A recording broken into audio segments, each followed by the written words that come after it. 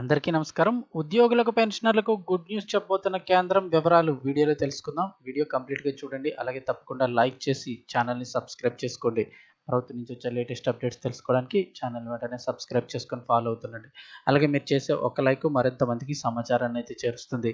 వివరాల్లోకి అయితే వెళ్ళిపోదాము. ఈపీఎఫ్ఓ కనీస పింఛన్ పెంపునకు మోడీ ప్రభుత్వం కీలక నిర్ణయం తీసుకునే అవకాశం ఉంది. దీనికి సంబంధించి చూస్తే 78 లక్షల మందికి ఇప్పుడు ఊరట కలగబోతోందని చెప్తున్నారు.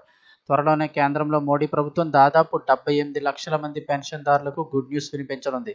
ఈపీఎస్ 95 పెన్షన్దారులకు కనీస పెన్షన్ 7,500 చేయాలని డిమాండ్పై కేంద్రం ఇప్పుడు సానుకూలంగా స్పందించే అవకాశం ఉన్నట్లు చెప్తూ ఉన్నారు. నిజానికి చూస్తే సుదీర్ఘకాలంగా ఈపీఎస్ 95 స్కీమ్ పెన్షన్దారుల డిమాండ్కు ఇప్పుడు ఊరట కలిగించేందుకు కేంద్ర ప్రభుత్వం అడుగులు వేస్తోందంటే అవుననే సమాధానం వినిపిస్తోంది. ఎందుకంటే ఇటీవల ఈపీఎస్ 95 పెన్షన్దారుల డిమాండ్లను పరిశీలిస్తున్నట్లు కేంద్ర ఆర్థిక శాఖ మంత్రి నిర్మలా సీతారామన్ హామీ ఇచ్చారు. అంతేకాకుండా హయ్యర్ పెన్షన్ విషయంలో కూడా సానుకూలమైన నిర్ణయం తీసుకునే అవకాశం ఉందని కూడా కేంద్ర ప్రభుత్వ అధికార వర్గాలు చెప్తున్నాయి. ఇప్పటికే హయ్యర్ పెన్షన్కు సంబంధించి సుప్రీంకోర్టు కూడా తీర్పు అందించింది. దీనిపై ఈపీఎఫ్ఓ ఉద్యోగుల నుంచి ఆప్షన్స్ కోరింది. ఈ నేపథ్యంలో కనీస పెన్షన్ 7,500 రూపాయలకి పెరుగుతుందని ఉద్యోగులైతే ఆశిస్తున్నారు. ఇక ఉద్యోగుల పెన్షన్ స్కీమ్ 1995 కింద కనీస పెన్షన్ను 7,500 రూపాయలకి పెంచాలని చాలా కాలంగా డిమాండ్ చేస్తున్నారు. అయితే ప్రస్తుతం ఈ పింఛన్దారులు నెలవారీ పెన్షన్ కేవలం 1,000 రూపాయలు మాత్రమే వస్తోంది.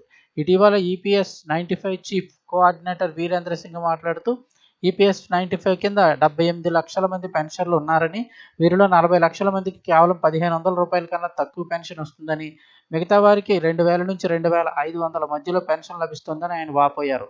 అయితే సుప్రీంకోర్టు తీర్పును అనుసరించి హయ్యర్ పెన్షన్ కింద కనీస పెన్షన్ 7,500 రూపాయలు తక్షణమే పెంచాలని, అలాగే రిటైర్ అయిన వారికి సామాజిక భద్రత లభిస్తుందని ఆయన ఆశాభావం వ్యక్తం చేశారు.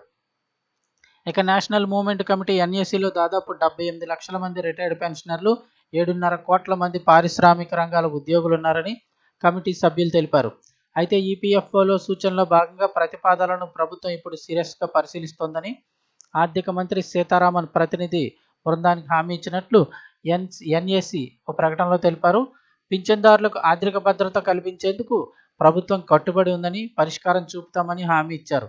గత ఆగస్టులో ప్రారంభమయ్యి ఈపీఎస్ 95 ఎన్ఏసీ ప్రతినిధులు కేంద్ర కార్మిక ఉపాధి మంత్రి మన్సుఖ్ మాండవ్యను కలిశారు. వారి డిమాండ్లను నెరవేర్చుకునేందుకు ప్రభుత్వం అవసరమైన చర్యలు తీసుకుంటుందని మాండవ్య హామీ ఇచ్చారు.